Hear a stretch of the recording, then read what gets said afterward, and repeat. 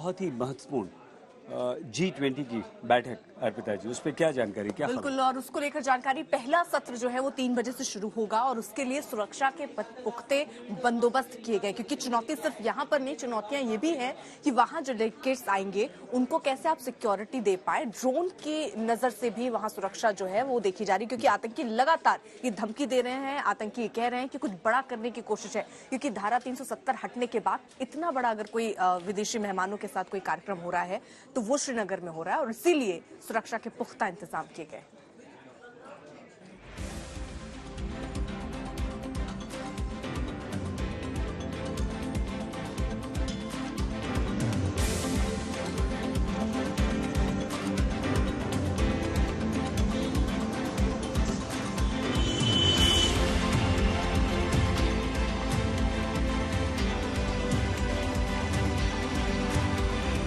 जन्नत कहे जाने वाले कश्मीर के लिए आज का दिन ऐतिहासिक है। 3 दिनों के महाआयोजन के लिए चंद ताकतवर और असरदार देशों के संगठन G20 के नुमाइंदे कश्मीर में बैठक कर रहे हैं।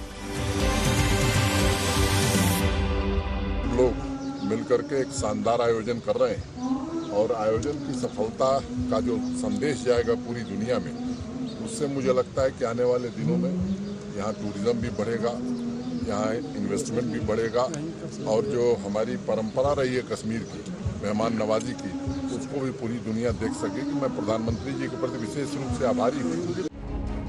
G20 देशों के 100 से ज्यादा प्रतिनिधि श्रीनगर में इस बैठक में शिरकत कर रहे हैं। उन विदेशी मेहमानों के स्वागत के लिए जबरदस्त तैयारियां की गई हैं। पूरे श्रीनगर को सजाया संवारा गया है। डल झील के आसपास के इलाके पूरी तरह निखर गए हैं। पूरे शहर में मनमोहक पोस्टर लगाए गए हैं जिनमें सरकार की योजनाओं का जिक्र है। उन देशों के पोस्टर भी लगे हैं जो इस मीटिंग में शिरकत कर रहे हैं। रंग बिरंगे झंडों से आयोजन स्थल दमक रहा है। 100 से ज्यादा विदेशी डेलीगेट्स G20 की इस बैठक के तहत कश्मीर पहुंच रहे हैं और अभी तक जो 3 बैठकें हुई है उनमें सबसे ज्यादा विदेशी डेलीगेट्स की तादाद इस बैठक में कश्मीर में भाग लेने जा रही है। पिछले कई महीनों से तैयारियां चल रही थी G20 की बैठक को लेकर। कश्मीर में न सिर्फ श्रीनगर शहर को पूरी तरह से सजाया गया है एक दुल्हन की तरह, बल्कि उसके साथ साथ सुरक्षा के भी चाक चौबंद इंतजाम किए गए हैं। इस G20 की बैठक की सफलता के बाद ये बात साफ हो जाएगी कि कश्मीर सही मानों में जो है तरक्की की राह की ओर बढ़ रहा है।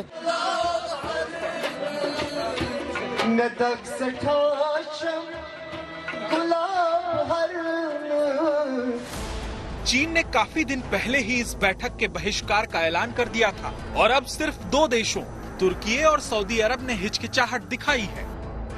चीन और तुर्की और इजिप्ट के बाद अब ये खबर आ रही है कि सऊदी अरेबिया भी ऑफिशियली श्रीनगर नहीं आने वाला। हालांकि ये कहा जा रहा है कि जो ट्रेड रिप्रेजेंटेटिव्स हैं टर्की और सऊदी अरेबिया के, वो जरूर आएंगे। वजह है क्योंकि इजिप्ट, सऊदी अरेबिया और टर्की OIC के स्टेटमेंट्स जो कश्मीर को लेकर होते हैं पाकिस्तान की तरफ से, वो उसमें लीडिंग रोल प्ले करते हैं। चीन, पाकिस्तान, तुर्की और सऊदी अरब को छोड़कर G20 के तमाम देशों ने अपने नुमाइंदे श्रीनगर में भेजे हैं, लेकिन अब उन तमाम लोगों और देशों को मुंहतोड़ जवाब मिलेगा जो कश्मीर में सामान्य होते हालात को स्वीकार करने के लिए तैयार हैं। दुनिया भर की निगाहें कि जो एक सेल्फ स्टाइल्ड क्रिटिक्स या सिनिक्स जो या तो मानते नहीं है, इस बात को कबूल करने से इनकार कर रहे हैं कि जम्मू कश्मीर में सामान्य परिस्थिति लगभग बहाल हो चुकी है, या फिर वो चाहते नहीं, उनका वेस्टेड इंटरेस्ट है, उनकी भी आंखें खोलने का या उनके शायद उनकी बात को प्रमाणित तौर पर सिद्ध करने का कि वो जो कह रहे हैं वो सही नहीं है, ये एक अवसर है।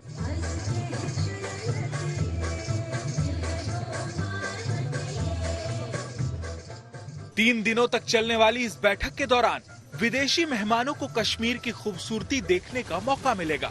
वो कई जगहों पर जाएंगे और इस बात का एहसास करेंगे कि आखिर कश्मीर धरती का स्वर्ग क्यों है। It's also important because this is the only working group meeting that is happening in Srinagar as part of the G20 effort, and we have seen excellent response from all the member countries, from the invitee countries, and from the international organizations. In terms of participation, we have one of the highest numbers that have registered and got accredited to come to attend the working group meeting. Kashmir में G20 देशों की बैठक करा के भारत ने दुनिया को एक साथ कई संदेश दिए हैं। सबसे बड़ा संदेश ये कि दुनिया भर के नुमाइंदों ने खुद देखा कि कश्मीर बदल गया है।